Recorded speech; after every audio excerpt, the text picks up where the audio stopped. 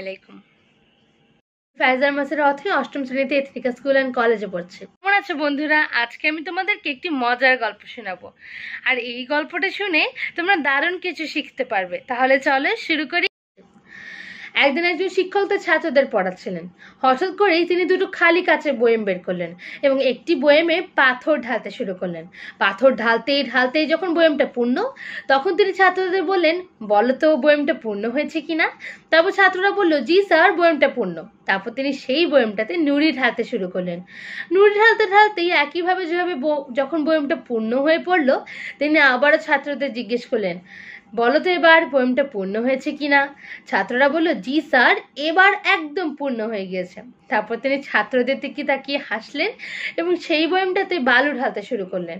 বালু ঢালতে ঢালতে বয়ামটা আবারও পূর্ণ হয়ে পড়লো এবং ছাত্রদের তারপর দেখিয়ে বললেন, দেখো এবার বয়ামটা পূর্ণ হয়েছে।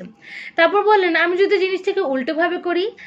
তারপর তিনি যে আরেকটি বয়াম খালি ছিল সেই বয়ামটাতে প্রথমেই বালু ঢাললেন।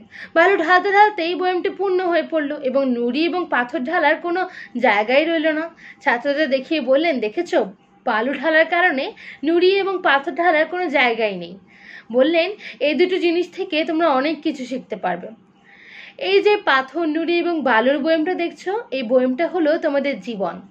আর এই যে পাথরগুলো দেখছো, এগুলো হচ্ছে তোমাদের জীবনের সবচেয়ে গুরুত্বপূর্ণ জিনিস, অর্থাৎ তোমাদের পরিবার, বাবা মা, স্বাস্থ্য, শিক্ষা।